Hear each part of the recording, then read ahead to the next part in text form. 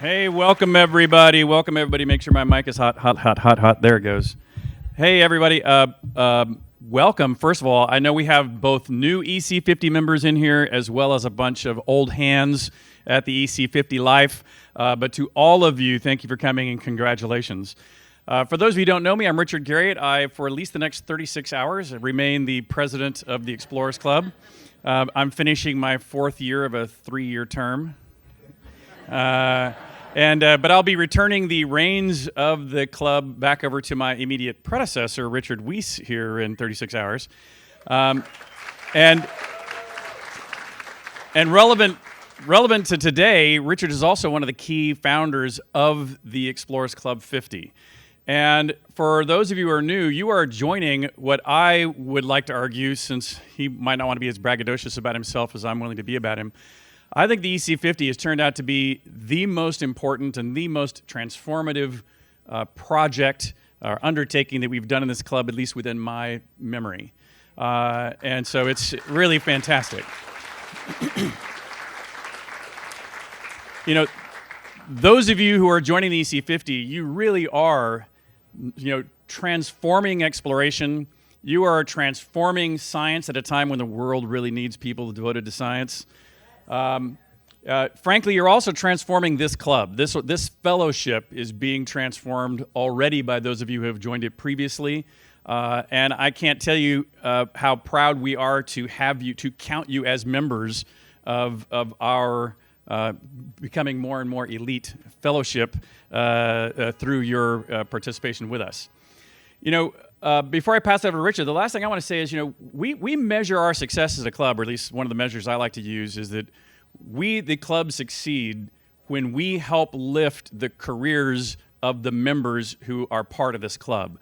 And so I want you to know that we really do take it on as our responsibility to do the best job we can do to help you be successful in science, help you be successful in changing the world, help you be successful in lifting this fellowship.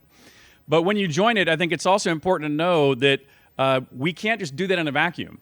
This fellowship, this cohort that you are joining, will serve you in a way that also requires you to show up. In other words, we can only help you when you come ask questions, or when you poke the bear, see if it's going to come out of that cave. And so don't be shy about communicating with each other, communicating with us at the club, and helping us help you make the world and make this club a better place. And so with that, with no further ado, I want to pass it over to my immediate predecessor and my soon-to-be successor, also named Richard, which apparently is a requirement to become president, and Richard Weiss. Here you go. Oh, yeah, no, yes, exactly. You can say that,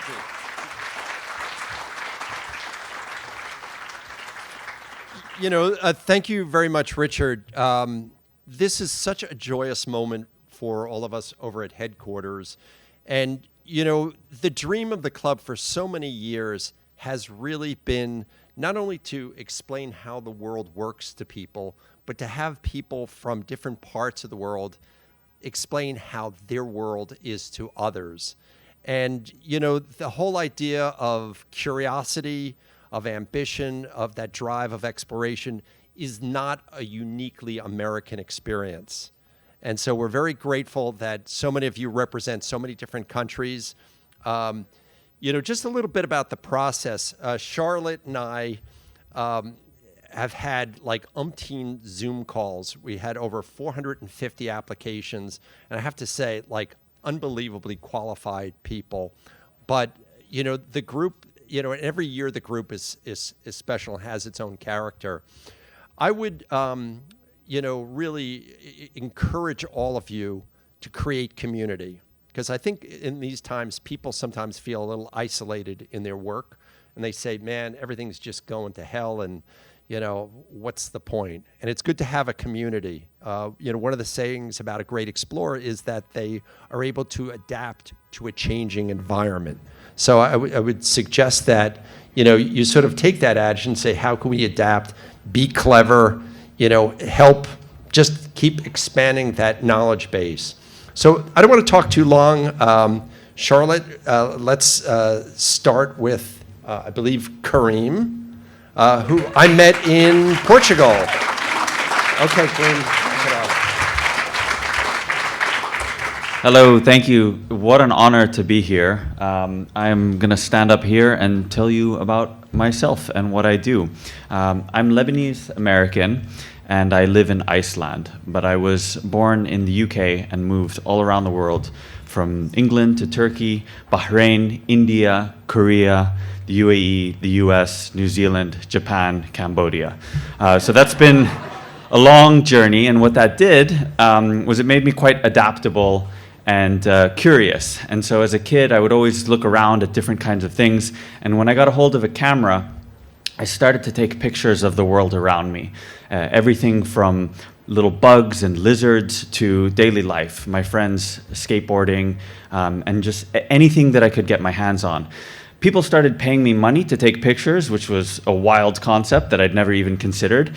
And eventually I found myself in the water, swimming with whales going to battle with each other, blowing bubbles and making these angry trumpeting sounds, and wondering whether this was going to be my last moment, that I was squished and pulverized between two giants, or sitting next to a volcano and watching the northern lights dancing in the sky above. I needed to do more of these things, so I accidentally started an ocean safari company where I started taking people on expeditions to swim with whales or get in the water with striped marlins and sea lions hunting these little mackerel. But I also had dreams of going higher. I always wanted to go to space, and I didn't take that route. But I found myself applying for this project called Dear Moon, which was set to be the first civilian trip to go on the Starship rocket around the moon. So for a few years, I was immersed in that world of space, did the whole media circus, got to watch rocket launches and meet all of these scientists and engineers. Sadly, that was canceled last June. But in the meantime, I still spend a lot of time back here on Earth, photographing things like little insects and wildflowers and foxes, and really trying to see anything that I can find, using that curiosity. And over the years, I also realized how important it is to not just photograph things for aesthetic reasons, but to also look towards conservation. So I put together this nonprofit with my cousin. We started an organization called Kogia, and we built a library of ocean photos and videos that is free to use for conservation, science, and activism. Really that has taken me on a route, throughout the world, seeing many different things.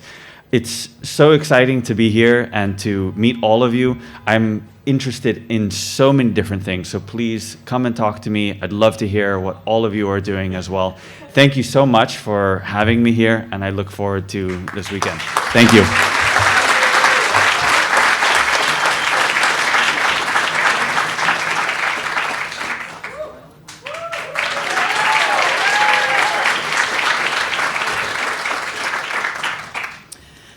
Hello, Yatahe, bienvenidos, bonjour, welcome.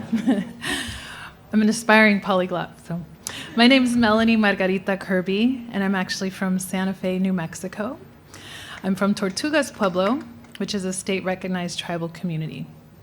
And I've traveled many a bumpy road in the darkest of nights, serving as a chauffeur to beings of sweet starlight. I migrate with them as a fellow follower of the bloom, a self-proclaimed nectar nomad. I first started beekeeping about 3 decades ago when I was 24 as a US Peace Corps volunteer.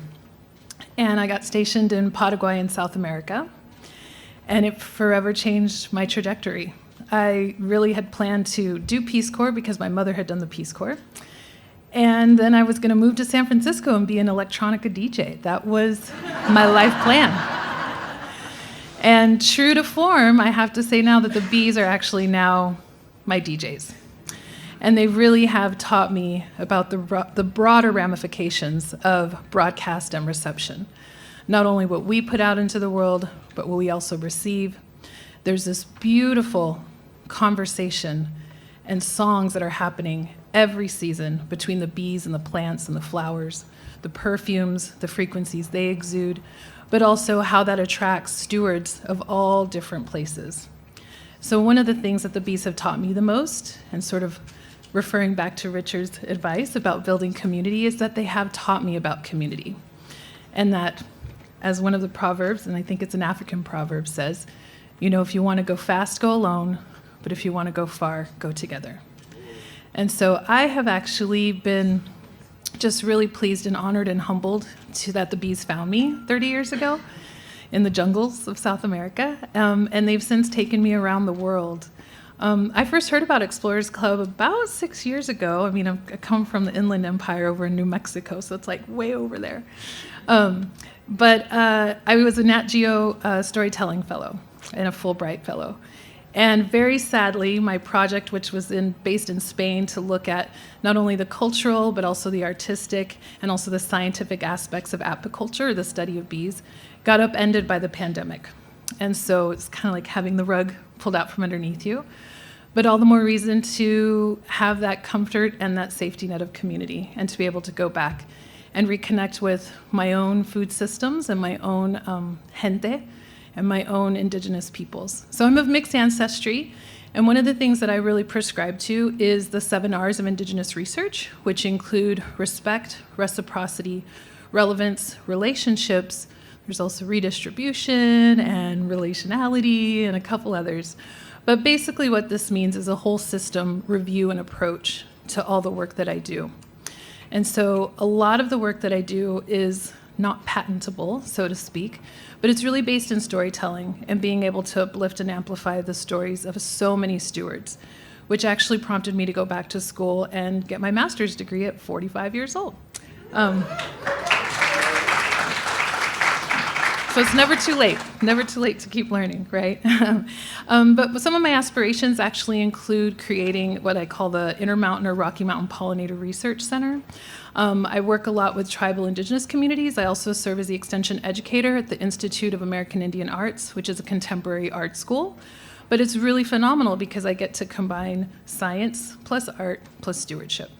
And so I really feel that the future for all of us is very interdisciplinary. And I'm just so pleased to join this class, and I can keep talking all day about bees, but I'll be around this weekend, so thank you.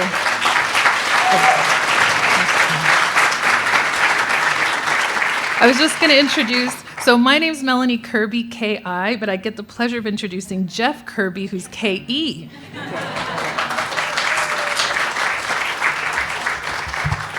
I'm so proud to be part of this Kirby section here. We're the ones that spell our names wrong, so the KI is the way to go. There's a lot I'd love to talk to you about. I was very curious what photo was going to pop up here, so I'd tell you which hat I put on. My career has been varied, working in photography and science. Was really into the early stage of drones for research and conservation. Lived with monkeys for a year on a mountaintop in Ethiopia, and that kind of brought me into the photography world. And I'm just back from a little sailing expedition to archaeology in Antarctica, which I have some exciting things to talk to you about. But today, I want to talk about Greenland. And 2010 was the first time I spent a summer camped out there on the West Coast. So think of tundra, grasslands, just this beautiful glacial lake that I get to spend the summer next to, following caribou and muskoxen around. That was my job, doing demographic work, studying those herbivores. And last summer, I got a chance to go back to that place, and it was really something I was looking forward to. I went to go set up my tent again near that beautiful glacial lake, and I couldn't find the spot. That those grasslands were gone. The shrubs that had been kind of like scattered around were now in some places taller than my head, blocking the view. Those little patches of grass were kind of muddy and wet. It was a very strange and unsettling experience to be in a place that had transformed that quickly. And that's kind of a first-hand experience of that, but at the Scott Polar Research Institute at Cambridge, where I'm based as a senior scientist, we see this happening all across the Arctic in satellite imagery, in drones, in Russia, Canada, and in Greenland. And so that's kind of the context that I frame a lot of my work right now, thinking about large herbivores, megafauna, and how they can shape the environment and potentially pull it back a little bit from a fully transitioning, darker, warmer place to an Arctic that functions a bit better for the globe, but also for the people that live in these regions. And there's a lot of ideas about using large animals to kind of transform environments, and it's really important that we start figuring out if this works. A big part of that is doing the baseline science of how does this happen, is it effective? But an equally large part about this is messaging, doing the storytelling in a responsible way, and foundationally having this be done with local partners. This has to be kind of led with people from these regions because none of this will work otherwise. And that's kind of where I'm allocating a lot of my efforts right now, that intersection of many things, like many people in this room. We wear many hats, and I'm excited to talk about that story and to learn more about yours. So thank you.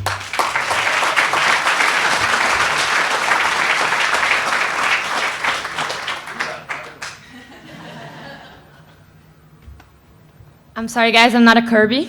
But, so I'm Duda Menegassi, and I'm an environmental journalist from Brazil.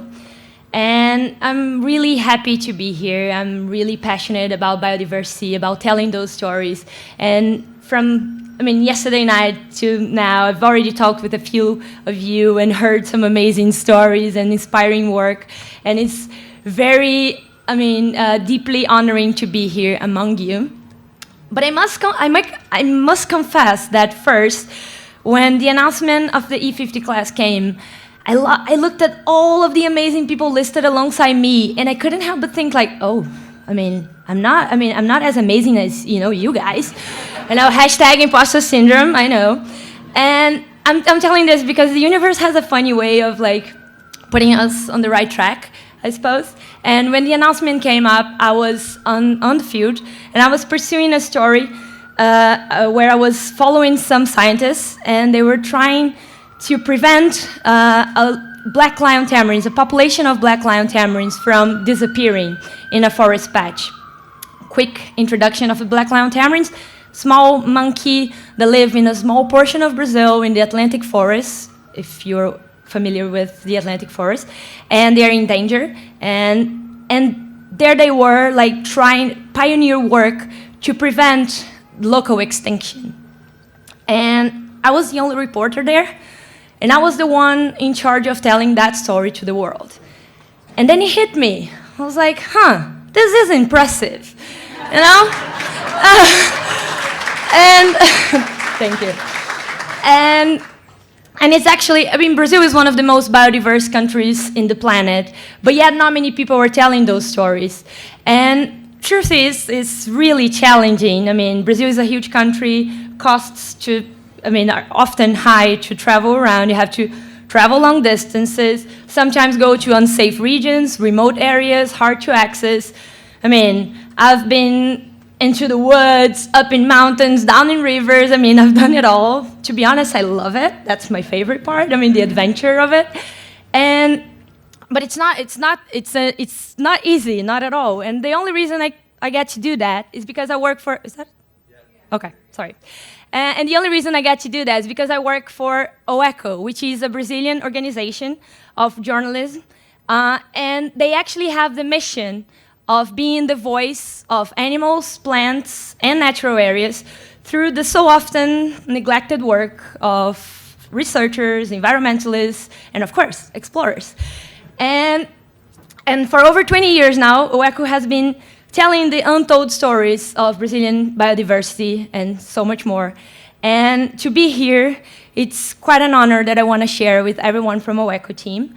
And I just want to say I'm super proud to be here representing also the voices of those native Brazilians, such as the black lion tamarin, kapori monkey, harpy eagles, all those other species. Brazil has a ton. And I'm very passionate about it. I could talk it for hours. Don't worry, I know I have only 3 minutes. And so if you want to know more about them, about those stories, about the work I do, I'll be more than happy to be talking with you today or the next couple of days. Anyway, so it'll be a pleasure. So thank you so much. Thank you, Explorers Club.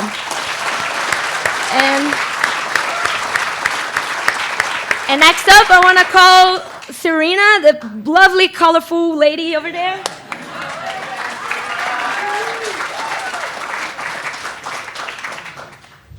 Yeah, that's a good coincidence. So my name is Serena McCalla. I'm from Glen Cove, New York, and I do a lot, so I'm gonna try to wrap it up in 3 minutes. First, I have to go backwards. I started, I've loved science for as long as I can remember. I've loved the natural world and what it means to live amongst the world and how we work. So I didn't know much about science. Nobody in my family does science. So I thought, oh, okay, I'll be a medical doctor. So I went to college, and third year in, one of my friends said, well, you're not gonna get accepted to medical school if you don't do an internship. So I did an internship, Case Western Medical School, and that's when my dreams kind of crashed and burned, because I realized I didn't want to be a medical doctor. But I did have an opportunity to do research. So doing research, it really opened my eyes to really explore the world. And when I started doing research, I was like, now what? And another friend said, well, teach for a year until you figure it out. So I started teaching. And I never thought I would be a teacher, if I'm being honest, because I don't know if it's the most respected job in this country anymore. And I said, okay, I'll start it, I'll see what happens. But if I do it, I have to do it really good. And I started a research program in a high school in Long Island. And over time, my students were doing research where some of my students are published in Nature and Cell. And thanks. And I realized that this was a pretty amazing feat, that I'm getting high school students to do this level of research. And we were contacted, and we ended up participating in some of the most prestigious science competitions in the world. And we became the most winningest school in the world. And as a result of that, I was contacted by National Geographic and Disney Plus, and we completed a documentary and a TV series called Science Fair. We won an Emmy. And this is actually us. None of these students are mine. They actually ran them to me because they knew me from the movie. And we're at the international competition, and it was kind of nice to inspire these kids. And what I realized was, I can't just stay in my school bubble. And I created my company. It's called the iResearch Corporation, and my nonprofit, the Hidden Prodigy Project, where we now work with students not only in New York, but across the nation and the world in science research, AI, machine learning. Yeah, we don't just use ChatGPT for Googling anymore. We now use it to do real heavy-duty research. And I learned that we can now spread our word to students all over the country, all over the world, because we are behind in science in the United States. China, at the age of 6, the kids are forced to learn artificial intelligence. Why aren't we doing that here? I want to now motivate the next generation to become the innovators and the scientists that go on and to become the next generation of us in this room. So hopefully you guys will reach out, say hi. If you ever want me to come speak at a school near you, I'm happy to fly anywhere to kind of motivate your teachers to do what I do. So thank you. I appreciate being here and being EC50. I'm introducing Daniel, and I'm so happy to be a partner.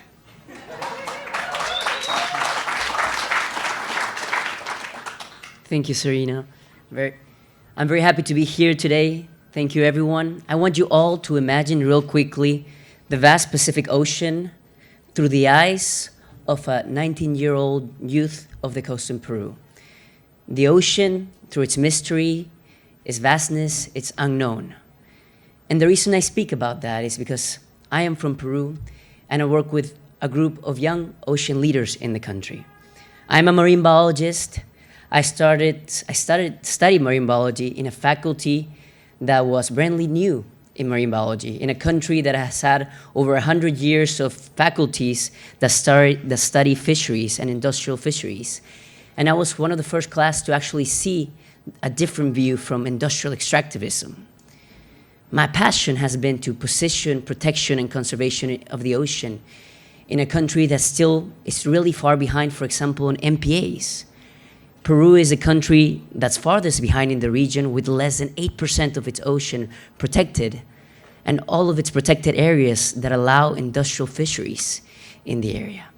I've worked with presidential candidates, with Veronica Mendoza, for example, when we together announced the first presidential candidate to announce a deep sea mining moratorium as a national priority in the country.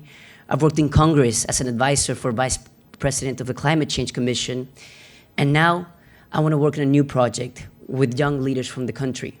We're a community of more than 150 young ocean leaders that we have been advocating for ocean protection, and we now want to try to find the first large-scale and fully highly protected area in the world that will be worked and proposed by young ocean leaders.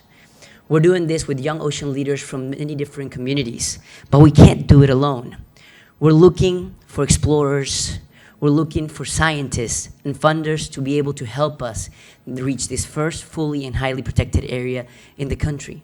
But overall, one of the things that we need is imagery. Peru's ocean is not only very underprotected, it's very underseen.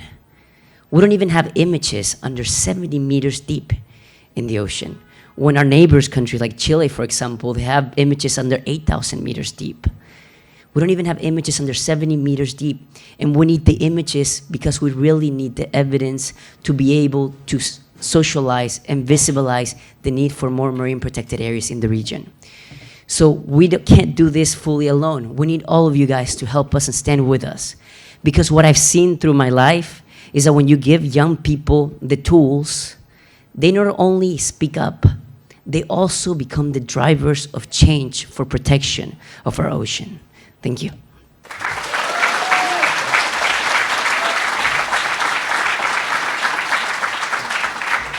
And now I'll introduce to Elodie.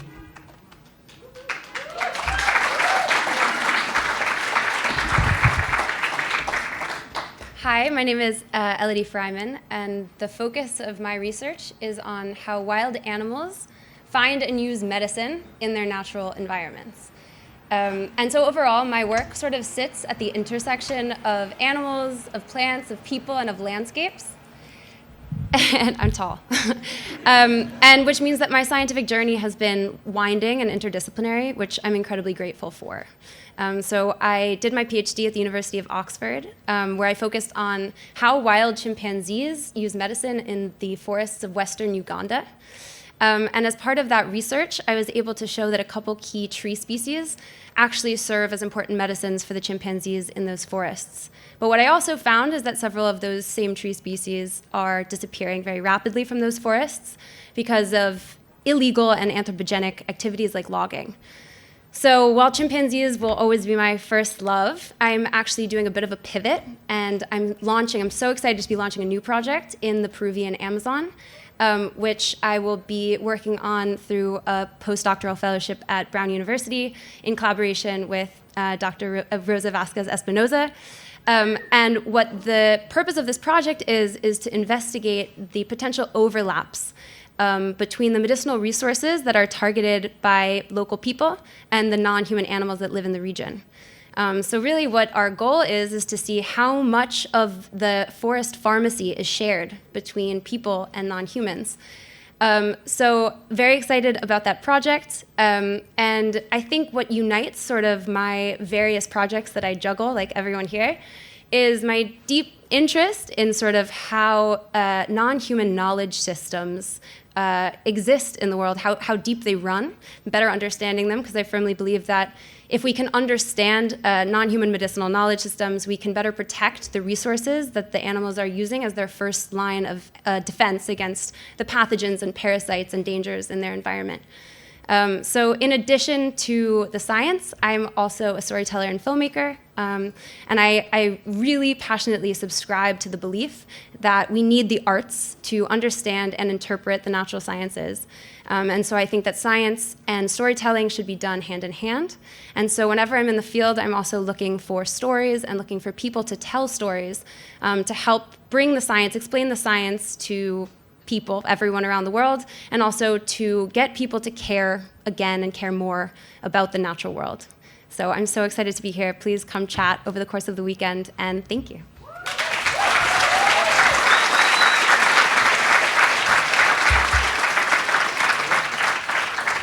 Just a quick interlude to set a little context to where you all are. When we were upstairs, some of the EC50 people, I was telling them my favorite spot at the club is this lectern. Not because it's so well made, it looks like it's made of plywood or something like that. But, you know, if I think about the people whose hands I've seen right here, you know, you mentioned chimpanzee, Jane Goodall's hands have been here, Neil Armstrong's hands have been here, Buzz Aldrin, Sylvia Earle, and, you know, I could just go on and on and on. So, you know, I always do feel a little bit of the weight of history. If you look up in that corner, that's the first sledge to the North Pole that's ending there. And, you know, in addition to this room you see flags on here. And I encourage many of you, I don't know if Martin Nuia is here today, who's in charge of flags and honors, but people apply for the honor of carrying an Explorers Club flag on an expedition. The one directly behind me is a retired flag that Tor Heyerdahl carried on Kon-Tiki. If you look at the book cover, you see that little Explorers Club flag. And the favorite one is right over Margaret Ferris right there, yes, hiding. And when Harrison Ford stood right over there, he knew what it meant because his character, Indiana Jones, was modeled after Roy Chapman Andrews. And that was the flag that Roy Chapman Andrews carried, I believe, to Mongolia when he smuggled dinosaur eggs out of there. So just a little historical interlude back to your regularly scheduled program.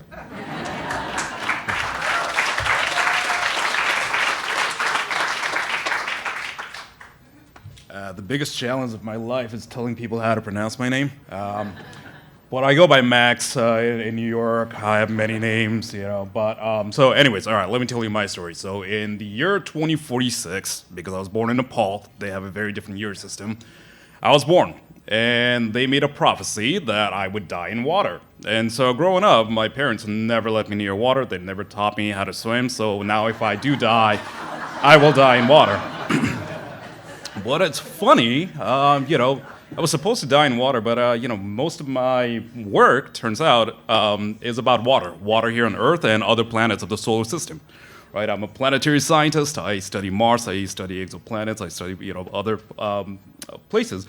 But most of the research has been about, you know, this fundamental desire to find other places that may be habitable, that may be similar to ours in a lot of ways. But, you know, I was talking to a friend of mine yesterday, and he was asking me what I was going to talk about. And I was like, you know, I'm just going to blabber on about my work. And I was like, no, you should talk about exploration. You know, like, you've done so many things. So I want to talk about science, but, you know, the path was never always clear, right? I mean, you know, came from Nepal to United States, and for a long time I thought I was going to be a rock star, right? I mean, that was my big desire. I wanted to be Guns N' Roses. I wanted to be Bon Jovi. So I went into music, right? I started a heavy metal band, and you know, I wanted to infuse what I knew from Nepal into that sort of genre. So I created a whole new, you know, genre of Gurkha metal, right? So it's similar to the Vikings of Nepal. You know, they're the elite shoulders and everything, and it didn't go well. You know, it turns out I'm not really that good at music. So I was like, all right, what am I going to do? So next thing I wanted to do was go into science because my main passion was inventing a time machine. And a couple courses in physics, I was like, this is a complete BS idea. This is not going to work either. You know, let's explore some other avenue. So finally went into planetary astronomy, and then after a relatively long happy hour, I came back one day, and I noticed something on Mars that hadn't been noticed before. And what we think to this day, these things is present-day water, right? Present-day liquid water, so we think at least, right? And that fundamentally changed my trajectory. It was supposed to be just a job, but then I was like, you know what? This astronomy thing, this is great. And I've been at it, right? And one of the things that I wanted to, you know, share with everyone is that the camera that I use, it's called a high-res camera. It is the most powerful camera humans have ever sent to another planet. Right? You can take a picture of this podium on Mars from 300-kilometer altitude. But that camera is people's camera. You can go to the website and tell us, hey, this is a really cool place on Mars. Can you take a picture of this site? And we will do that for you. It is the most powerful camera, and the data is yours, and you can suggest a place, and we'll take that picture for you. I'll shut up. Come talk to me. All right.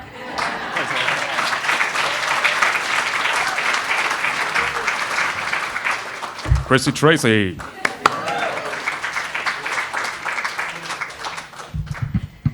Hopefully you can all see me over this podium. I'm a little shy, so I'm reading what I wrote. But hi, I am Chrissy Tracey. I'm a first-generation Jamaican-American, a chef, a forager, author. But above all, I'm someone who deeply believes that reconnection with the natural world can change everything. I explore not through peaks or poles, but through forests, fields, and forgotten plants through the lens of sustainability. My compass is curiosity, and my work is rooted literally in the soil. I dig my hands into the earth and come back with stories, flavors, and traditions that have long been overlooked or erased. Much of my focus is on reclaiming what has been cast aside.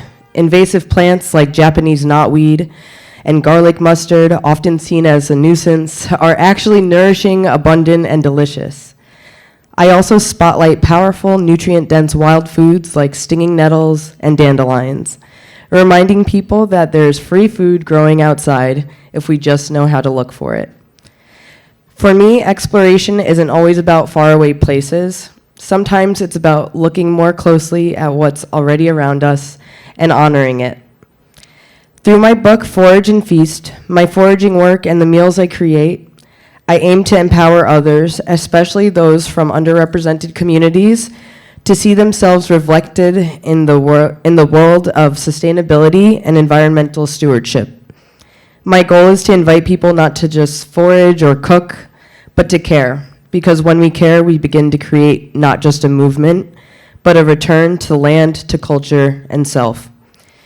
I dream of one day hosting a TV show where I can travel the world to meet with indigenous communities, learning about foraging through their lens, cooking meals together, and sharing stories that carry the past into the future. I believe food is one of the most powerful tools for connection, and I want to keep building bridges, one plant and one plate at a time. Thank you to the Explorers Club, especially Richard, for seeing the value in my kind of exploration, and for reminding the world that change starts with what we choose to pay attention to. Thank you.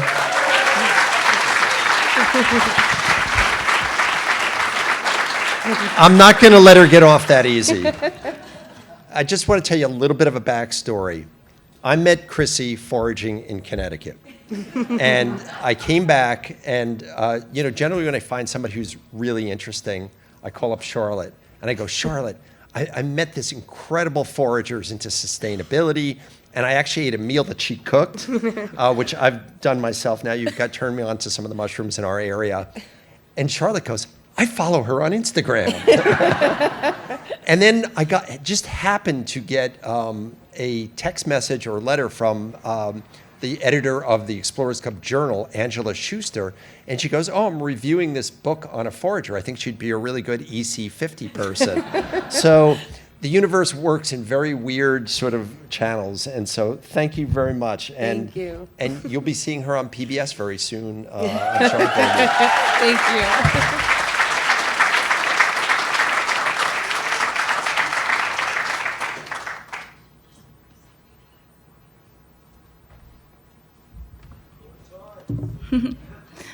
Tēnā koutou katoa.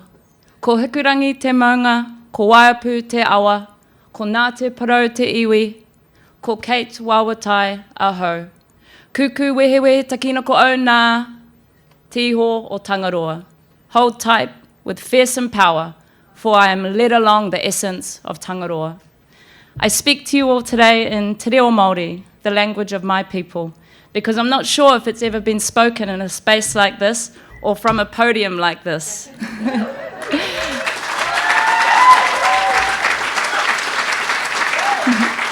And I believe it should be. I pilot one of the deepest diving submersibles in the world, capable of repetitive dives to full ocean depth.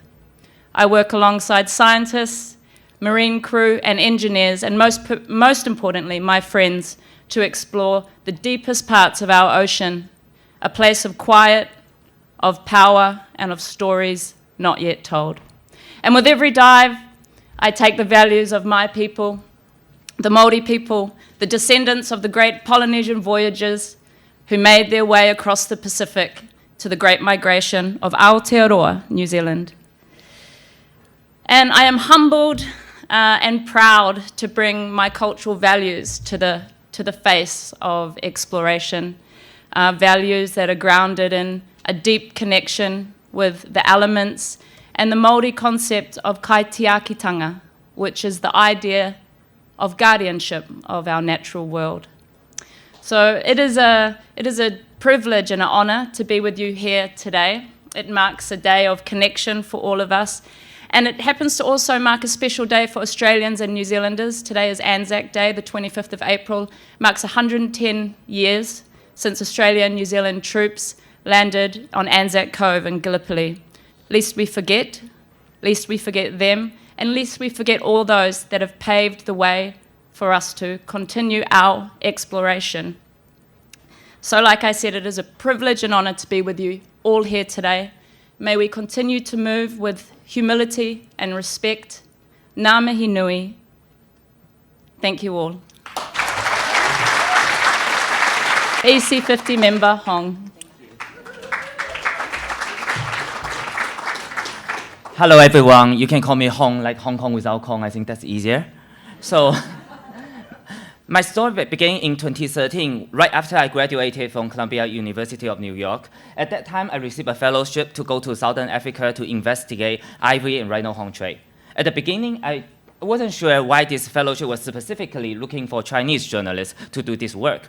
But when I went to Maputo, Mozambique, to the so-called ivory market, I realized the answer. Because at the market, it's very funny. Like the traffickers, if you're non-Chinese people, you walk past them, they have no any reaction. But when I and other Chinese people, when we walk past them, they were like, oh, we have ivory, we have rhino horn chip, and they spoke them in Chinese. So I got to understand the answer. I got to learn that today a lot of people are killing elephants because of ivory. I learned that 1/3 of the ivory is inside the elephant's head, so you have to chop the head off to get the ivory. I learned that most of the ivory at that time was going to China, and I learned that it was not just ivory. There's rhino horn, there's pangolin, there's shark fin. There are a lot of issues globally that are related to China. And because of that, like China's image internationally on wildlife is not great. That is very sad for me. I want to change that. But at the same time, that's very easy, convenient for a Chinese investigator. Because when I go to the market, I ask them anything, they will tell me. If I want to take a photo, they will just let me. Because they will never imagine a Chinese people can be doing conservation. So with that advantage, I started to work with international media and NGOs and help them to do more investigation and to help them arrest traffickers. So in 2016, this part of my journey was featured in a Netflix documentary called The Ivory Game, with executive producer being Leonardo DiCaprio. So I can keep doing investigation like after that, but I figure out like one person, one investigator may not make enough impact. So what I did is I started an organization in China to train young Chinese students to learn about conservation and sustainable development. Over the past 10 years, we have trained over 5,000 Chinese students. We bring them to Kenya, we bring them to the Amazon, and so on to learn about development. And the good thing is that a lot of them now have become conservationists themselves. 2 years ago, we started an investigation team called Agency. Essentially, it's a group of Chinese investigators. We went to Suriname to investigate the jaguar fan trade. We went to Kenya to work with like the shark fin trade and the ivory trade, which were just in Laos looking at the pangolin trafficking and so on. So I believe like with more and more young Chinese people joining, it can help global conservation a little bit. And by the way, like today I just want to give a small gift to Richard and the Explorer Club.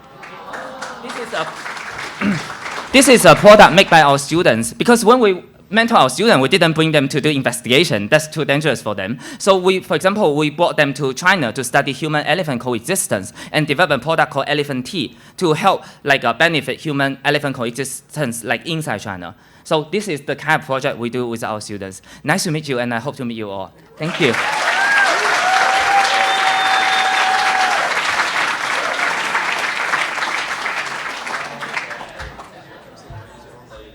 Here comes the crazy old lady. I'm Susan Baur. I'm founder of the Old Ladies Against Underwater Garbage.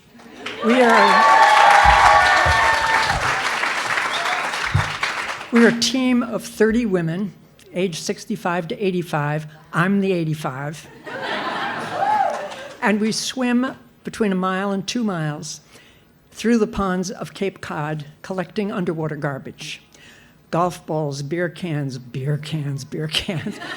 nips, fishing lures, tables, fishing poles, big stuff like tires, lots of tires, batteries, and once an 80-pound blue toilet with an eel living in it.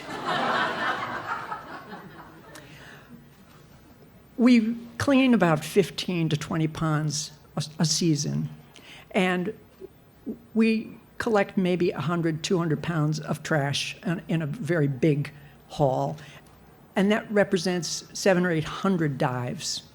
So we are doing a lot of work. To our surprise, we became wildly popular. ABC, NBC, Drew Barrymore Show, NPR. I've been interviewed by the United Arab Emirates, by South Korea, by Costa Rica, by Australia, New Zealand. And the question is why? Because we do such good trash collection? Because we inspire men as well as women of a certain age to keep active and fit? Because we educate and re-energize pond coalitions and the people who live around the pond to take better care of their pond? Yes, yes, and yes. But that's nothing compared to what we do to our own individuals. When a person, and you know this, when we go into a pond, we are, in the words of William James, set free from the cage of self. Like all explorers, we lose track of whatever is in our head, what's ever on the news. We are sucked into the arms of the natural world. We are seduced by the power and the glory and the beauty of the natural world, and we are transformed. For at least a few moments, we are perfect people in a perfect world. And that changes you. It doesn't give you more information necessarily. It doesn't give you a new set of eyes, but you understand that you are part of this whole huge single ecosystem that has undertaken this incredible project called life 550 million years ago. We are it. We are life. We are what is going to take the next step or not.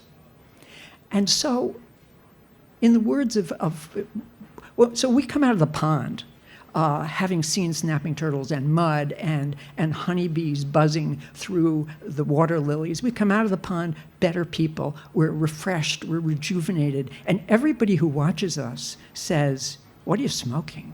How can we get some of that?" In the words of Margaret Mead, there is no power in the world like the zest of a postmenopausal woman.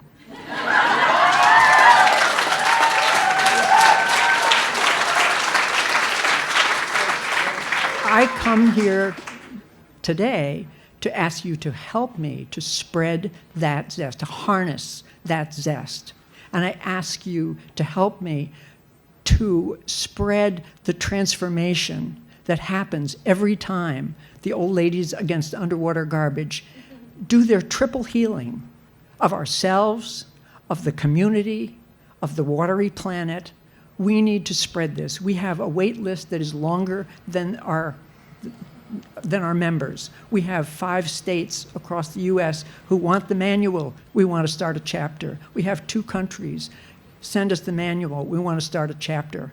We need your help in doing just exactly that because it makes the world a better place. Thank you.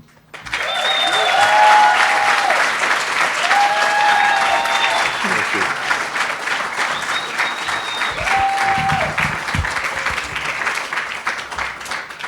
As always, there's a little backstory. You didn't allow me to swim with you because I didn't meet the gender requirement and safety protocol. So I had to be in a kayak collecting things, right? First thing is there were older gentlemen who were sort of groupies of there, which I found very interesting that they had to shoo away. But here's the ask I have of all of you.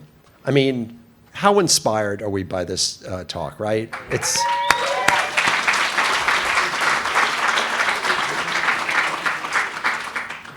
Susan started her project to have joy with her and her friends. They laugh a lot, they have fun, and it is transformative. But you have grown bigger and faster, and the pressures of that success are something I need everybody's help, or maybe somebody. Susan's a very good writer. She's written protocol manuals, safety manuals, but now she's gotten to a point that so many friends of friends want to come on these because they see everybody else is having a good time. So it puts a lot of pressure on Susan. So she'd like to franchise it. If anybody here has a good idea on how she can sort of just franchise what she does, she'll hand over the manuals, the safety protocols. She'll even speak to them on the phone, but she wants to do what she does best, and that's swim with her friends. So that's my ask of the audience today. I know it's within a lot of people's power here to find a solution for Susan. So Susan, thank you very much for what you do. Yeah, thank you.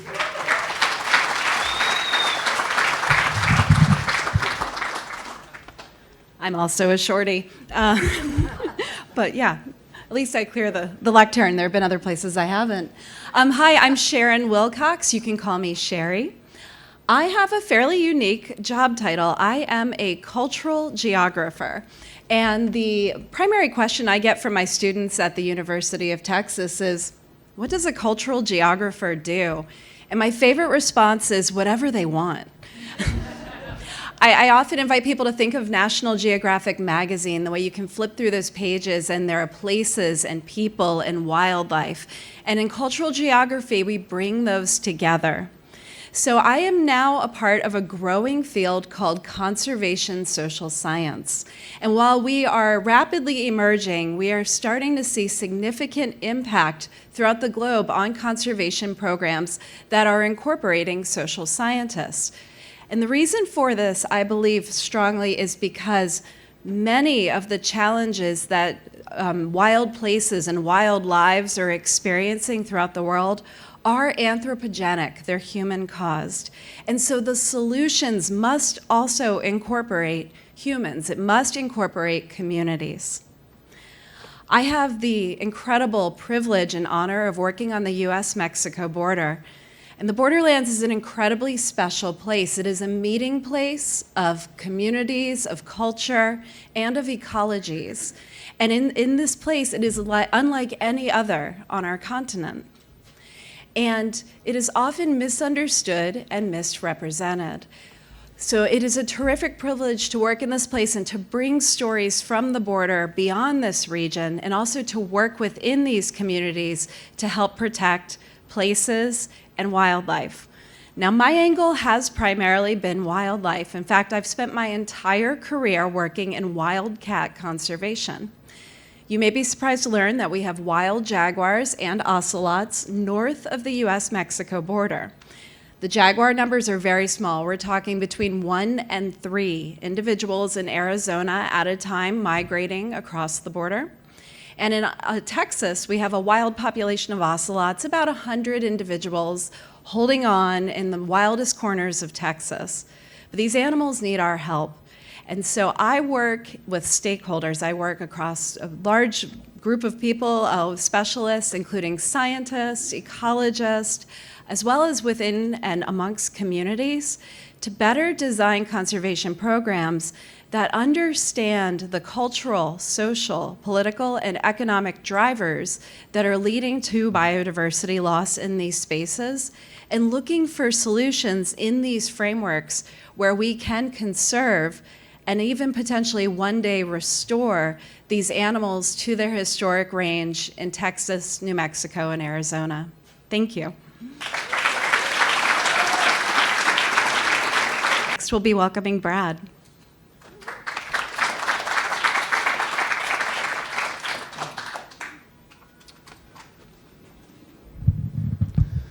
Wow, this is a pretty impressive group of people, and I have to say I am extremely humbled to be here and very proud to be here, and I have a ton of respect for the amazing projects you guys are doing. My story goes back a little bit. In 1998, I was drafted to play professional baseball, and I did so for the next 15 years. Played for some great teams. One down the street in Philadelphia where we were able to win a World Series in 2008, and then the next year gave it back to the Yankees right here in New York in 2009. No applause for that one. I tell you this because you might be asking, well, what the hell are you doing here then? I retired in 2013, and another passion of mine, probably equally as strong as baseball, if not stronger, since I can remember, was in the realm of world history, ancient religions, and I decided I wanted to get, at the end of my career, go back and finish my bachelor's degree, which I then did. And then after that, I pursued my master's degree in ancient Mediterranean archaeology. And in 2013 until now, every summer and winters as well, I've been in the Italic Peninsula doing different excavations. And I'm now a supervisor at 2 different projects in central Italy. And it's great because my kids are now old enough as well to be able to actually help out at these sites. And for the first time in their lives, they have to listen to me as their supervisor. So it's fantastic to be able to have that relationship with them. But really, being able to kind of show them and demonstrate that, you know, whenever you can pursue a passion, you need to do it, no matter where you are in life, no matter what your previous career is, because our world needs people that love what they do. And it's been a joy for me to be able to do this with them, to work with the local populations in Italy as well, to see their gratitude, to see their appreciation for the work we do. It has truly been a joy. As well as another aspect of this, there's a lot of baseball fans that have asked me over the last 4 or 5 years, especially when there's been a little more notoriety of what I've been doing, why I'm doing it, what the heck I'm up to. And I see a lot of people having a little bit different mindset in their eyes and in their questions that they ask me about, maybe I need to pursue something as well that I've always wanted to do. So it brings me great joy to be able to talk to them about that. Lastly, I think one of the things I'm really enjoying doing right now, I have a project still in central Italy in the Santa Fiora Valley there. I work with a freelance archaeologist there who is extremely underfunded and understaffed. And in this particular area of central Italy, there's about as many archaeological sites. Wind picked up a little bit. Truck. There's about as many archaeological sites as there are people in this particular area. And we've been able to do a lot of surveys around that area. We're trying to fend off some larger energy companies that are coming in right now and trying to put up some factories and plants in this particular area. They'll have to go through a lot of small towns to do it. So we're doing these surveys to show the cultural heritage of the areas, to show the relationships of these medieval sites with the towns nearby and the landscape that has been that way for thousands of years, well, at least the last 1,000 in terms of medieval. But it's a true joy and pleasure to be able to do that, and we're hoping to be able to do more and more work in that capacity. I would love to tell you guys more about it as well, and I would love to hear more about your guys' incredible stories. It really is an honor. Keep up the incredible work, and thank you, Richard. Appreciate being here, guys. Thank you. All right, Roxanne.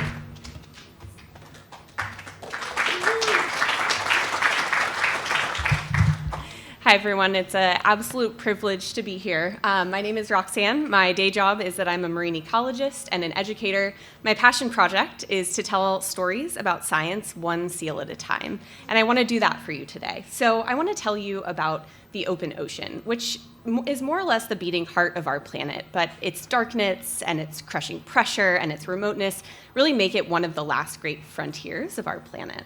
To understand how the ocean works, my team and I partner with the wild marine mammals that call the open ocean home. And today I want to tell you a story about Josie, an elephant seal whose partnership with my research team has really helped us understand how we can better support our changing planet.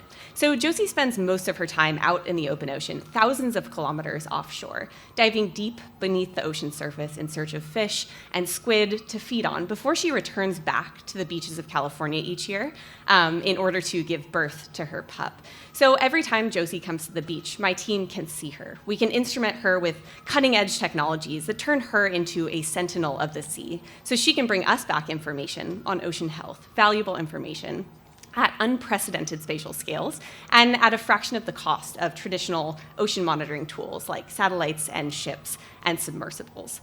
When the ocean conditions are good, when fish are plentiful, Josie returns to the beach, nice and healthy. She gives birth to a healthy pup, and that pup has a higher chance of living long enough to produce a pup of its own. But when the ocean suffers from climate change or emerging fishing pressures, which are becoming more and more common, that's not the case, and Josie's chances of carrying her lineage forward suffer too.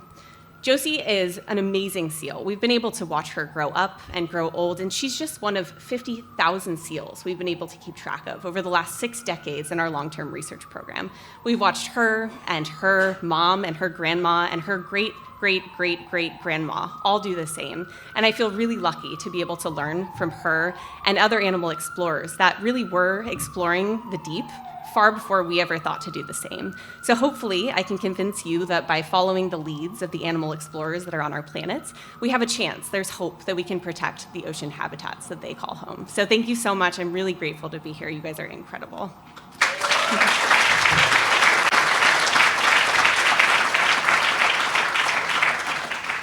And next up, taking off his jacket in preparation, is Gonzalo.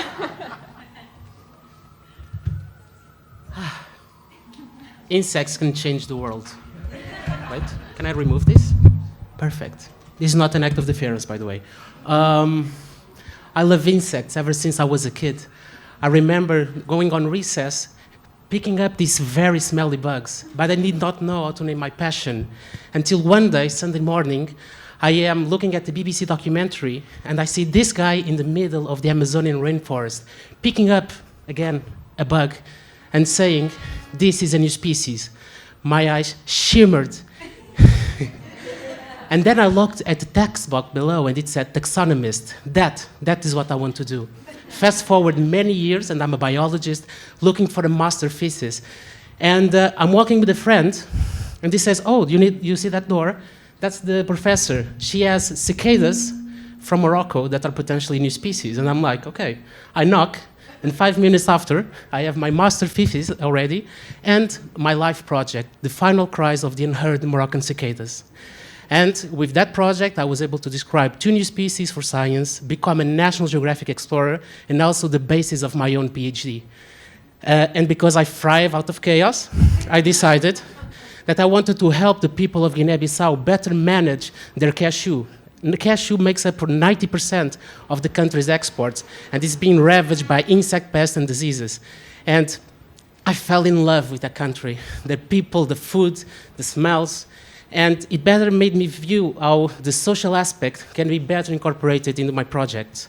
And in 2020, I think, I followed my business vein and decided to found a startup called the Cricket Farming Company, a startup that is producing food ingredients from crickets for the sports and farming industry. So shout outs if you want to invest. Wait.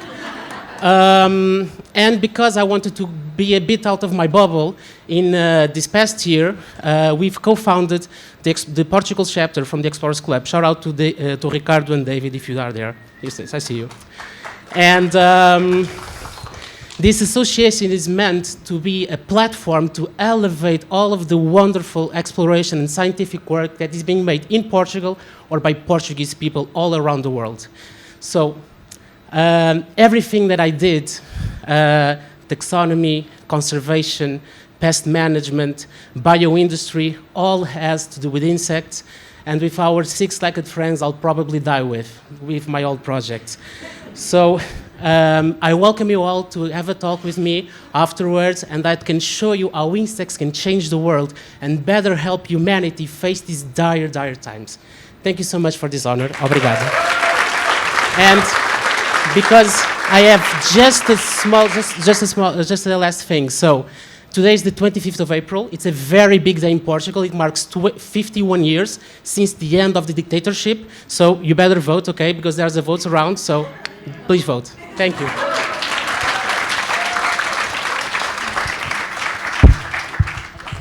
Just a quick check-in for everyone. We've heard from 16 of the EC50, and we have 9 to go. Cool. Next up is Katie. Let's do that. Yeah, go for it. Thank you, Charlotte. Hi, everyone. I'm Katie Croft Bell. And I'm a deep sea explorer, but I didn't know that I wanted to do that for quite some time. Growing up, I always loved math and science, and I grew up in San Diego, so I spent a lot of time at the beach, like all the time I could. But like Serena, it took a little while for me to figure it out, and I went off to MIT thinking I was going to study biotechnology or something. And then I found out that ocean engineering was a major. And so I came back to the dorm and tell my friends, and I'm like, I'm gonna major in ocean engineering. And they're like, well, what the hell are you gonna do with that, Katie? Be a lifeguard or something? And I didn't have a good answer until I had the chance to go on an expedition with Bob Ballard to the Black Sea to look for shipwrecks and evidence of Noah's flood. And after that, it just completely changed my life. So I ended up working with Bob for almost 20 years after that. This is me driving the crane on the exploration vessel Nautilus. But then again, it wasn't until I had the chance to get away from running all the expeditions on Nautilus and moving hundreds of people around to dozens of countries to actually have a chance to think about deep sea exploration and how we do it and how we can do it better. So in 2021, I started a nonprofit, the Ocean Discovery League, and we're dedicated to accelerating deep sea exploration and research because, like we heard earlier, Peru is very unexplored. Well, it's not just Peru. It's actually most of the world. My team has been working on some research that's going to be published in less than 2 weeks, which we're super pumped about, showing just how much of the deep sea we've seen visually. And surprise, surprise, it's very, very, very, very tiny, and it's very, very, very, very biased. Most of the almost 50,000 dives that we've documented are within the waters of the United States, Japan, and New Zealand, and most of the rest of the world has never been seen before. So by our estimates, it's going to take about 1 million years and $2 quadrillion to see the entire deep sea floor. So we need to do it in a different way. So we're working in a number of areas. The first is creating deep sea, low-cost, accessible systems to be able to collect data down to 6,000 meters, which will cover about 98-99% of the deep sea floor. We're working with communities around the world that historically haven't had access to these kinds of tools because of the expense, the sort of exclusivity in the field. Like, just not a lot of people have access to these kinds of tools. And so as a result, you have places that haven't seen below 70 meters in their own waters. And third is a targeted exploration. So building off of this research that we're setting out a goal of 10,000 points around the world that have never been explored before, which will effectively double the amount of area of unique places that we've seen in the world. And so I am more than happy to talk to anybody who's interested in these areas that we're working in, and super excited to be here this weekend. Thank you.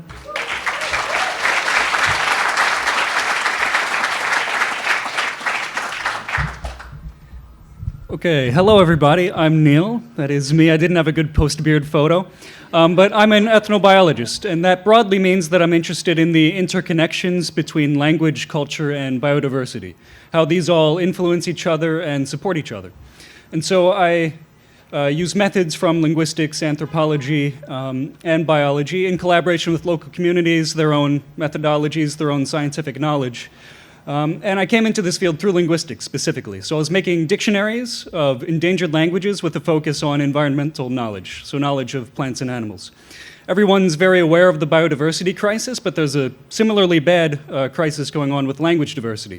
There are about 7,000 languages in the world, and the estimate is that within the next 100 years, half of those will go quiet. And so, and even before that starts to happen, this environmental knowledge starts disappearing. So that's the canary in the coal mine for language health. And then recently, I've been moving more and more towards ethnobiology, kind of focusing the biology side of things. And so I am focused on what we call ecological calendars. These are time-telling systems built up over many generations in which people use knowledge of plants and animals, their cycles, so animal migration, plant flowering, to tell time and to organize time, cultural time. So this is directly applied in agriculture, in conservation. There's a tree where I work in Vanuatu, which is the most language-dense country in the world, about 140 languages spoken by only 300,000 people. But one of the trees there is called the sea almond, and for about 3 months of the year, it's deciduous. The leaves turn red and they fall down, which is unusual in the tropics, so it's kind of a marked thing. It's very unusual. And so in the past, that was the only time when those leaves were red or fallen that people would harvest lobsters. And this would keep the lobster population healthy, which is great for lobsters, but it would also keep the lobsters alive because people like to eat them too, and so it's great for everyone. And that's just one example of how it's directly applied in conservation. I'll actually be starting a PhD at the University of Hawaii this fall in ethnobotany, and I'll be looking more closely, thank you, at how these calendars support conservation of forests, traditional forest management, and in a kind of circular logic, how the conservation of forests can keep these calendar plants both alive and keep them active in people's use. So yeah, thank you. It's incredible to be here. Yeah. Now introducing Tia Clark.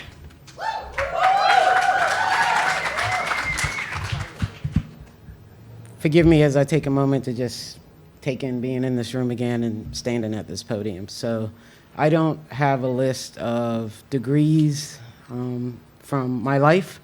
I have a lot of life experience. I spent most of my life in the food and beverage industry, and I wasn't the healthiest person, and I decided to try to do something healthy for myself, which was quit smoking cigarettes. So I did that, but my body didn't like that.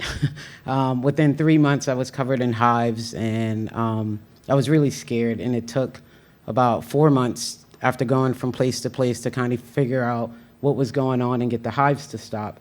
And in the process of that, I was put on an elimination diet, which made me start losing a bunch of weight because I weighed over 300 pounds, and I was really unhealthy. And so when we started figuring it out, my doctor suggested that I find a way to get healthy, and I really didn't know what to do. And one of my family members suggested that I go crabbing with them, and I was really kind of confused. I'm from Charleston, South Carolina, and I grew up in a really large Gullah Geechee family. And Gullah Geechee are the West African slaves that were brought to Charleston that are responsible for most of the food and culture there. I grew up in a really large family, and blue crabs were a staple in our diet. I ate crabs my entire life, and growing up, it was like a rite of passage to be able to be allowed at that table to actually pick the crabs because the shells are very sharp, and they thought that as a kid you would cut yourself. And more importantly, they spent their hard-earned money on that crab meat, and they didn't want you to waste it. So for years growing up, I was just hand-fed fresh shrimp and crabs that my family was catching. And blue crabbing goes as far back as enslaved days, and when they were given rations to feed their family, they weren't given enough rations to actually feed their family. So being able to go to the edge of the water and catch fish and shrimp and crabs, it was a good way to feed your family. So by my cousin taking me crabbing, it was actually teaching me more about my culture that for some reason I was drifting far away from. But that day was the first day that I ever caught and cooked my food, and that shook me at my core. It really did. I learned that day that there is a connection we should have with the food that we're eating, and it's a non-negotiable in my life now. Like, I try to hunt and catch as many food as I can, but more importantly, that led me to my business, which is casual crabbing with Tia. So I don't want you to confuse that with the formal stuff. Thank you. It's very casual. Well, not anymore. I mean, it's getting a lot of traction, so it's not that casual anymore. But my business is about bringing people to the water and helping to really facilitate what happened to me on the water. No one's allowed to have their phones. I want you to put your phone down because the water is a healing place, and I don't have that power, but what I can do is bring you there and let that water do what it does. And so I take people to the water and teach them how to catch their food and really give them an experience about the culture in Charleston. But what that did was build an organic stewardship in me, and I can't just take people to the waters of Charleston and remove something. So in turn, my business really supports our fisheries and our waterways by everyone that joins me purchases saltwater licenses, which goes to the Department of Natural Resources, and a program within that called the SCORE program, which is the South Carolina Oyster Recycling and Enhancement Program. And so what you're seeing is me building an MWR, which is a manufactured wire reef. The SCORE program collects oysters from throughout the state and they quarantine them for 6 months because not all the oysters that are consumed in Charleston are from Charleston, and we need to put them back in the water, so we don't want to introduce things into the waterways. But then those are transported to the Department of Natural Resources, and once a month I host a volunteer event that allows people to come meet me, hang out, and we build these. And then we deploy them on the shoreline. So oysters have calcium carbonate in them, and the larva, which is spat, which is a baby oyster, is actually searching out for that calcium in the water. And so we take these, put them at the shoreline. Oysters, spat will attach to them, and they start growing.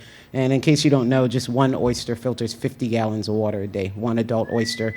Each one of these cages over time will recruit about 7,000 oysters. Last week was my monthly event, and we built 69 of these, and we actually did the math for the group and informed them that in one day, those 69 cages will filter over 30 million gallons of water just from us being placed in there.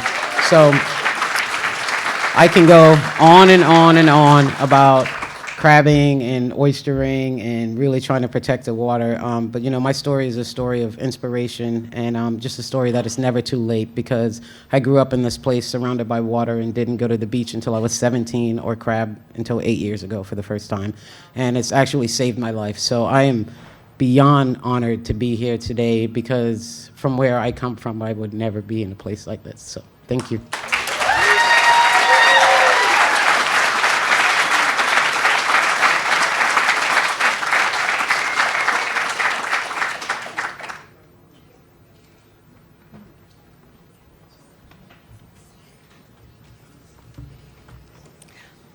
Hi, my name is Liz, and I'm just a NASA scientist.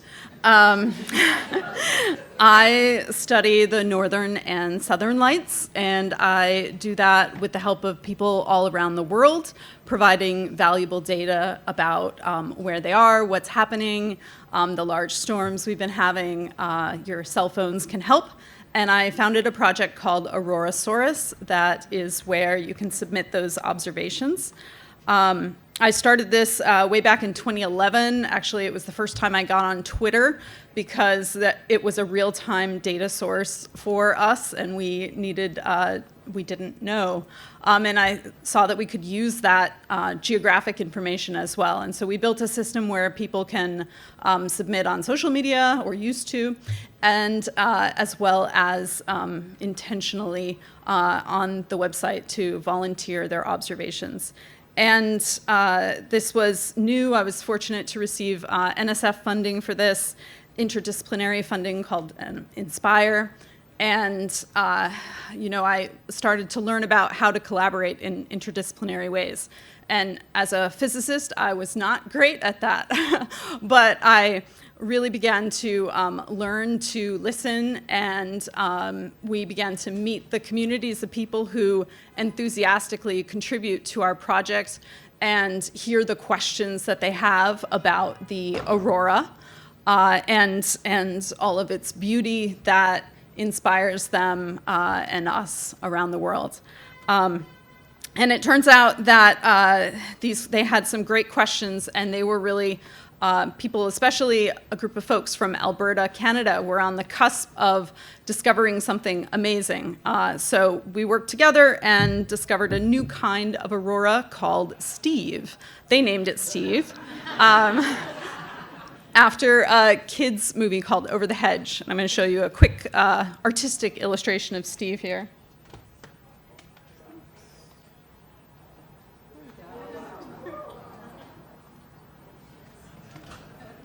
Okay, so speeding up here, we've continued. Steve went viral because it has so many elements that really people will pick up on and grab their interest. And it's actually a big discovery. It's not every day that we find a new piece of the aurora that was out there that cameras picked up on that we did not know about. And now we know more about it, and we're continuing to study that. And then the sun has picked up in activity. It's been very active lately. I'd love to hear about any aurora or eclipse experience people have. And really grateful to be up here and representing all of the photographers and the curious people all around the world who have contributed to our project from all over. And I have a couple of asks. So one is, for the data, of course, and the stories and interest. I'm really interested in talking to people. And then also, I come from the field of NASA heliophysics. I work for NASA remotely, so I'm an endangered scientist in that sense. And thinking about where to take this next. In January, I was very fortunate to take a group of undergraduates up to Fairbanks, Alaska in the dark and collect data, and we had a great time, and it was awesome to connect them and see the joy in their eyes and seeing the aurora for the first time and realizing how they could contribute to this field or other fields and really get experience in the field as well. And we also, I can give help with explaining the aurora, and we have educational products and those sorts of things as well. So thank you very much.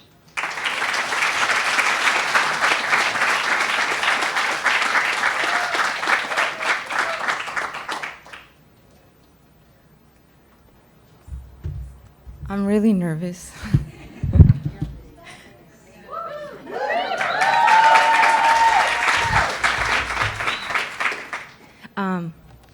My name is Samantha Ramirez Herrera. I am originally from Mexico with roots in San Marcos Arteaga, Oaxaca. I come from a family of farmers in Oaxaca, family, grandparents, and parents who didn't get an education past the 6th grade. And my grandfather came to the US, and he was part of the Cesar Chavez era, agriculture worker who came with his expertise of the land to teach people and to grow vegetables for US people. His stories of the US inspired my father to make that journey with us. So I came to the US at the age of 6. And for a long time, I feel like I was so disconnected from who I really am and the power of who I am. And my storytelling story began when I moved to Atlanta by myself, and my first exploration was the exploration not of the outside world, but of the inner world of people and myself. I believe that exploration of our inner worlds is the best place to start exploring, because it is only as deeply as we have met ourselves that we can meet others and the world. My journey led me to start a YouTube channel with really bad quality videos because it was a borrowed flip camera that was underwater camera. And I was filming stories of rock stars and mavericks and people who have really big dreams but no access to resources or a college education. And I was fascinated because when you meet people who are hungry to learn, nothing stops them. And there's a special twinkle in their eyes. And so I told their stories, and that evolved to me telling stories through a social impact lens. So for the past almost 10 years, I have told stories about immigration, hard stories, about reproductive justice, urban farmers in Atlanta, and that has recently led me in the past 5 years to tell stories around conservation. But not just about the nature, but about the indigenous communities who have ancestral knowledge, which is often seen as mythology, but it is not mythology, it is survival. When I have been able to go to the Mantiqueira Mountains and to learn from the Quilombola communities who don't even own their lands and are descendants of slaves, and to see the care that they put into protecting the water and the forest, that was special, because they're doing it because they care, not because there's some kind of like immediate benefit to them. They don't even own the lands. That led me to the Yucatan Peninsula to learn from the vecinas meliponas, stingless beekeepers, and how they would cry about the climate change and how much they love these bees, and also their connection to the spirituality aspect. And so that has been my work, and it has been very, very rewarding. My most recent project right now is called Tlamatini, which in Nahuatl means those who know the way. And it is a film focused in 4 regions of Mexico with indigenous communities who are stewards of the land, and they don't need our help. They need partners and collaborators, and we can learn from each other.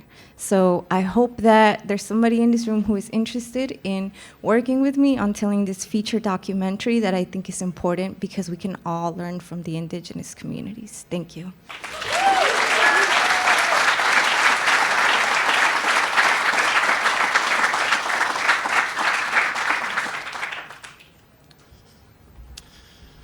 Hi, everybody. My name is Jamin. I feel so inspired right now. It's really nice to actually go towards the end because what I'm hearing is this creativity, this passion, also the spirit of collaboration, and it really makes me feel like this force multiplying effect. Like that's really what I'm feeling right now. Like that seems to be what this club represents. I'm so happy to be a member as of yesterday. So it's a great honor to be here. I'm very grateful to Rebecca Martin, my friend and mentor that nominated me for this. The thing about this time is that science is under attack, and organizations like this are doing their part. There's this force multiplying going on in places like this, and this is what we need. We need that collaboration. We need that community. We need the curiosity. We need to know. We need to seek what we don't know. And just quickly with my story, about 20 years ago, I was an aerospace engineer, and I was the first technical person in my family, the first person to seek a technical degree in my family. My family has modest means, but rich in passion and hustle. And the idea was just do the thing that you care about, no matter the student loans and the Pell Grants, whatever it takes. And so, I was singularly dedicated to interplanetary space exploration. And about 20 years ago, I became aware of climate change, partly because of Michael Mann being subpoenaed to the Senate at another dark time when science was under attack. And it was sort of a convolution of events when I realized, really, I'd like to use my engineering skills to work on a challenging terrestrial problem. And the problem that I chose was sea level rise, and because of that, polar exploration. And so for the last 18 or so years, that's what I've been focusing on. There was airborne geophysics. We the holes that were remaining in the Antarctic ice sheet. So now we know how much sea level potential there is, and we have an idea for where the vulnerabilities are. But really the challenge now is the ocean, because you can't forecast a system that you can't observe. And the coast of Antarctica is a dog's breakfast, bergs and sea ice, and ships can't get there. And so the research that my group does at the Scripps Institution of Oceanography is focused on using aircraft, like helicopters, to get the data that the ships can't get, and to deploy autonomous systems, and to act as a force multiplier for other platforms that could use these airborne deployed platforms. And so our idea is hopefully we can figure out a way to forecast that system. In my remaining 3 seconds, I just want to thank the grant committee, because I was very fortunate to receive two grants, thanks to Trevor Wallace's leadership, Emerald Nash, Rebecca Martin, and the whole grants committee here. That force multiplier was incredibly important to me as I started my group at Scripps. I needed that funding really, really badly to pull off these expeditions, and I just really can't thank you enough. And also, Greg Moga is here, I think, and he supported that grant financially, the second grant, the impact grant. So I just want to thank you from the bottom of my heart for doing that and for being that force multiplier financially, in addition to culturally, that we really, really need right now. So thank you very much for this honor. I really appreciate it.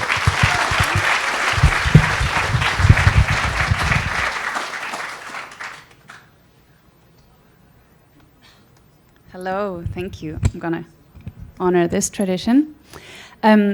I feel incredibly humbled and happy to be here amongst this group of incredible human beings. But most of all, I really feel at home amongst people that get extremely excited about insects or give names to northern lights, that know how to catch crabs and just want to know how life could be possible on Mars. I just feel at home, and I think maybe that's true for most of us. My name's very German and hard to pronounce, so do call me Uli, if that's easier for you. And when I was probably around the age of 6 or 7, I had this split personality.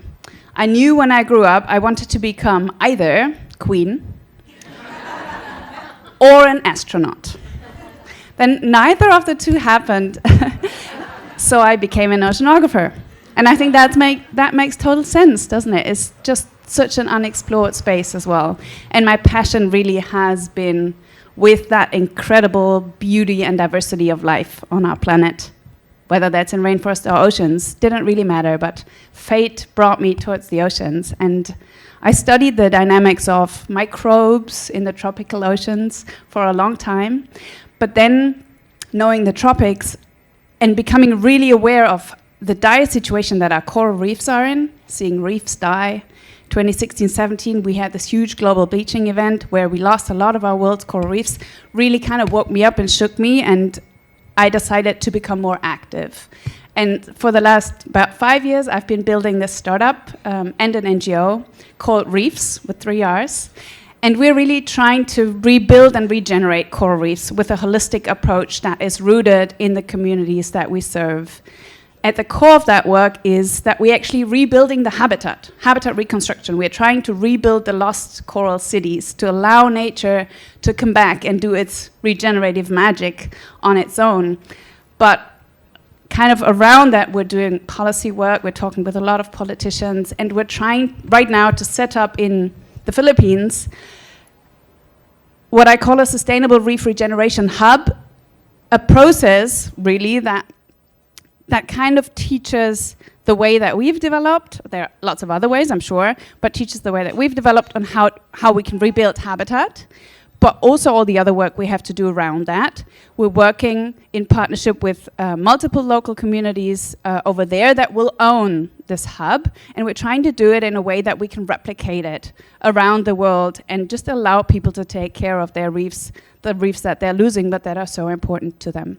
And a very exciting announcement that I want to briefly make in the last 10 seconds is that next year I'm planning a very long, actually 9-month expedition throughout the tropical Pacific Ocean to record the soundscapes of reefs, both from very degraded to as pristine as we can still find, and a whole spectrum in between, because we need that data across this vast geographical extent to be able to maybe develop a tool that allows us to use sound alone to predict the health of reefs and just generate more knowledge that we so dearly need about the ocean. Thank you. If you want to, there are actually a bunch of opportunities around that expedition. If you're interested, call me up. Thank you. I want to touch the podium that Jane Goodall once touched, so I'm here. Hi, everyone. Right, okay. Hi, my name is Gunjan, and my name actually means the echo of the buzzing of a bee. So the echo of the zzz that you hear. And when I found that out, I was so fascinated by how my parents had the foresight to give me a name that was so deeply connected to the natural world, because I am a wildlife filmmaker, camera woman, and a conservation storyteller. And I live in India and Canada, and my work is based in Asia, South Africa, and Canada. I've been making films for wildlife films through a human lens for over a decade, but I was obsessed with wildlife ever since I was a little girl, and I always dreamt of living in a jungle. And while it was really hard to have a career in wildlife filmmaking in India, something that my parents hadn't even heard about, I made it happen. And now I specialize in stories about coexistence, climate change, and social justice, especially stories at the intersection of science, religion, and gender. I also love the underdogs, so the lesser-known species, and some of the heroes of my films are red pandas, snow leopards, purple frogs, king cobras, rusty spotted cats, great Indian bustard, which is actually a bird that almost became India's national bird, but it lost out to peacock because of the name and the mispronunciation. So I run a production studio based in Canada called Beyond Premiers, where we create impact-driven films and campaigns that can drive behavior change and policy change. We basically use storytelling to touch people's hearts and minds and inspire them to act. And the way I look at films is looking at the the change that they can create in the world, looking at the impact that they can create, and then working out a story backwards. And through our films, we've managed to change the perception of women in Nepal who are working with red pandas. We have changed policy around a wetland in India, and we've managed to bridge the gap between science and religion to protect a critically endangered species of freshwater turtle in Assam called the black softshell turtle, which when we were filming was extinct in the wild. And recently, our film raised about $3 million for a tiny, tiny bird village in India to develop their village as an ecotourism model. So my latest fashion project that I've been developing is a feature documentary called Dreaming in Blue, which is set in India's remote coral islands. And I know that's not an image of India that you normally see our countries as. It's a participatory documentary about the story of the first female marine biologists from the islands who are trying to save their coral reefs and sharks in the face of climate change and rapidly changing political landscape.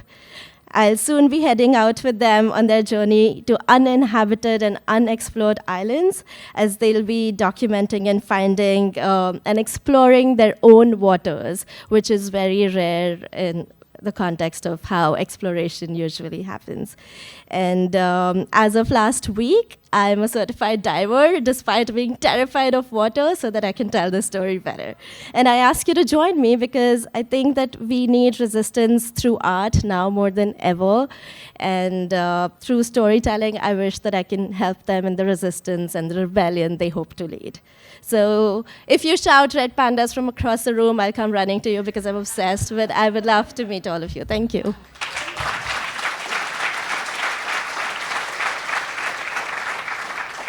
And last but not the least, my National Geographic Explorer, KM. Hi, everyone. I'm KM Reyes. Very quickly, for those who are wondering where KM comes from, it means Kabataan Makabayan, which is a name that my mother gave me, which means Youth for Nation Building. So we were the first youth organization in the Philippines to fight for independence from the Spanish. So not too much pressure from my mother at all. But I'm also from an island called Palawan. It's known as the Philippines' last biodiversity frontier, and it's complete wild space. It's really special because the Philippines used to be 95% covered in pristine rainforest, and now only 3% of that rainforest is left. So with a group of fellow youth, indigenous and local to the island of Palawan, we decided to make a youth organization because we realized that no one was going to listen to us when we want to protect our own backyard. So we realized that institutionalizing ourselves was the most important first step.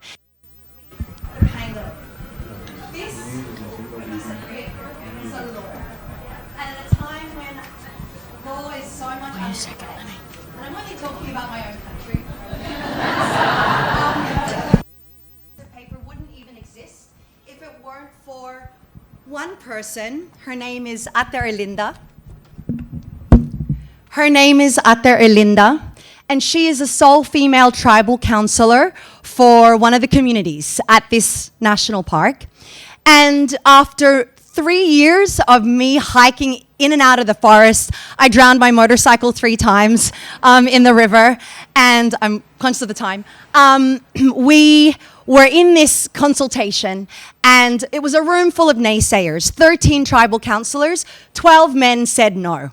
So it was yes and no, and yes and no, and then finally it was at the very last moment that this woman, sole female tribal counselor, stood up and said, all of us are talking and saying yes and no at a time when I'm losing my forest and I'm losing the food and the livelihood of my children. We need to turn this around. And she did. In that consultation, she turned a room full of naysayers into yay-sayers. And now we have this piece of paper because of her. So I just want to highlight this to kind of wrap all of this up, because we've been talking about leadership, we've been talking about what exploration means, and the different ways that we can push the boundaries. I think what's so important, and something that I often grapple with as a leader, and reluctant leader is that it takes one. It takes one person to change everything.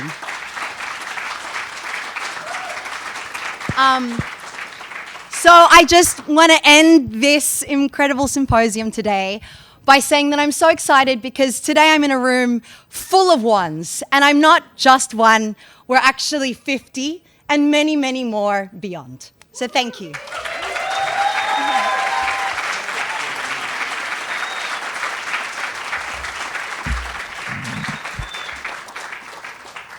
Well, so what have we learned today? You know, I think my biggest takeaway from this thing is that feeling of hope, right? Don't you feel like there are other people out there fighting the good fight and there is hope? Uli, you mentioned something about when you walked in here, you felt this feeling that you belonged, that these were sort of your people. And that's not an unusual feeling for people. I remember when I first walked in the hallways here in the 1980s, most of you weren't even born, and I said, this is my tribe. I mean, I just heard people talking about Amazonian spear tips. I talked to somebody about walking in space, and I go, man, I have found my tribe. Now, here's the favor I'm going to ask for all of you, because it does take a community. And the EC50 program is just one of many programs we have that we feel is making a difference. And so pay it forward, right? I always say, people, sometimes say, oh, what do I get out of a membership? And I was talking to somebody today, and I said, you get the opportunity to be part of something that's actually changing the world. You know, we are privileged. The fact that we're even here in New York makes us privileged. And use that privilege for good. Use it to pay forward. If you have somebody you know who's doing incredible work, and we don't care where it is in the world, bring that person to our attention. That's how we find out. And it makes our community all that much more interesting and diverse. And I'd be remiss without bringing Charlotte up here, because every day she sits at her desk thinking, how can I make the world a better place? So Charlotte, please.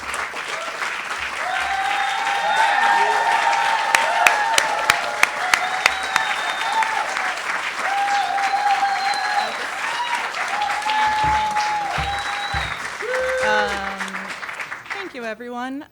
My name is Charlotte. I work on the EC50 program on the headquarters staff side every day, except for the weekends sometimes. And it feels like overkill at this point to say that each one of the members of the class of 2025 has been like a daily inspiration to me over the past couple of months. Obviously, you now see why. And we're so happy that so many of them have joined us this weekend. Please take the opportunity to get to know them. They all have maroon honor cords, just like they graduated. You may have seen them wearing them during their presentations. That kind of indicates their EC50 class of 2025. They also have EC50 pins. Members of past cohorts also have EC50 pins. So taught to all of them, we have 250 people who have joined the EC50. Yeah, we'll do that at the end. Sorry, a couple housekeeping things while we wrap up. There are also 22 members of the class of 2025 who couldn't join us at ECAD, and you can read about their work at 50.explorers.org and also in the EC50 books that you'll see around headquarters the rest of the weekend. Huge thank you to everyone who nominated this amazing cohort and explorers that couldn't be part of this cohort this year.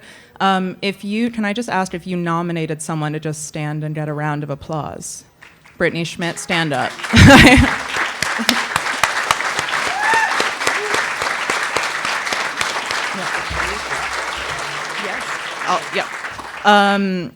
And huge thank you to the EC50 committee for reviewing all of the nominations this year, hundreds of nominations this year.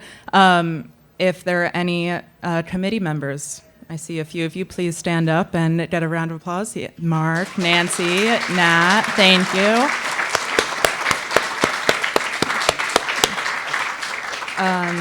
We'd also like to thank Rolex for supporting the EC50 as part of its Perpetual Planet initiative. Thank you, Richard Weiss, for your leadership, for your vision for the EC50, for always championing the EC50. Very grateful that we got to work together. Joe Rohde, our co-chair, cannot be here today because he is going on expedition with 3 members of past cohorts of the EC50 in Nepal, so we look forward to updates from that trip. If you have been inspired today and know someone you think would be a great fit for EC50 Class of 2026, we're already thinking ahead, and nominations are open for that at 50.explorers.org. Rosa Vasquez Espinoza, who is a Class of 2024 member, she's also winning the New Explorer Award at ECAD this weekend. Yay. She will be giving a public lecture on our Monday slot at 6 p.m. reception, 7 p.m. lecture on Monday. Tickets are available on the Explorers Club website. And Elodie, I believe you were part of a panel on that too, so we'll see you there. So I know you all want to talk to the class right now. I'm going to steal all of them for a photo with our wonderful photographer, Peter, and then we will release them to you. So thank you all so much for coming. Yeah.